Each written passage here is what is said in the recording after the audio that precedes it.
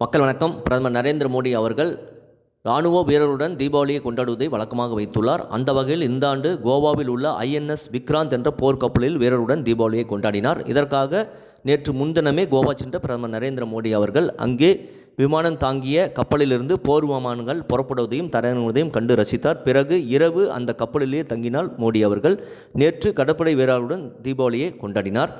வீரர்களுக்கு இனிப்புகள் ஊற்றி மகிழ்ந்த பிரதமர் மோடி அவர்கள் அதன் பிறகு அவர்கள் மத்தியில் உரையாடினார். அப்பொழுது ஒரு பக்கத்தில் கடல் உள்ளது, மறுபக்கத்தில் நம் இந்திய தாயின் துணிச்சலான வீரர்களின் பலம் உள்ளது. ஒரு பக்கம் எல்லையற்ற எல்லைகள் உள்ளன, மறுபக்கம் எல்லையற்ற சக்திகள் உள்ளடக்கிய மாபெரும் ஐஎன்எஸ் விக்ராந்த் உள்ளது.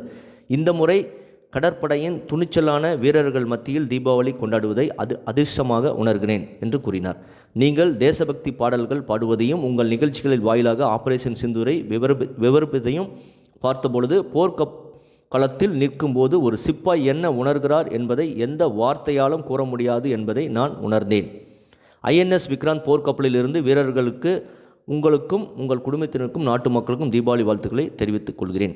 என் குடும்பமாக கருதும் உங்களுடன் நான் தீபாவளி கொண்டாடுவதை வழக்கமாகி கொண்டேன். சில மாதங்களுக்கு முன் விக்ராந்த் என்ற பெயர் பாகிஸ்தான் முழுவதும் அச்ச அலைகளை ஏற்படுத்தின. அவர்களுக்கு தூக்கமில்லா இரவுகள் தந்தது. அதன் வலிமை அப்படிப்பட்டது. போர் துவங்குவதற்கு முன் எதிரியின் தைரியத்தை உடைக்கும் பெயர் பெற்றது ஐஎன்எஸ் விக்ராந்த். நம் கடற்படையால் உருவாக்கப்பட்ட பயம், விமானப்படையால் வெளிப்படுத்தப்பட்ட அசாதாரண திறமை, நம் இராணுவத்தின் துணிச்சல் என முப்படைகளின் ஒருங்கிணைப்பு ஆபரேஷன் சிந்தூர் பாகிஸ்தான் விரைவில் சரணடைய கட்டாயப்படுத்தியது என்பது யாரும் மறுக்க முடியாது என்று பிரதமர் மோடி அவர்கள் பேசினார். நிச்சயம் பகல்காம் தாக்குதலுக்கு பிறகு நம் இந்திய வீரர்கள் துணிச்சலாக ஆபரேஷன் சிந்தூர் மூலம் பாகிஸ்தானுக்கு தக்க பதிலடி கொடுத்து 3 நாளில் பாகிஸ்தானை சரணடைய வைத்தார்கள்.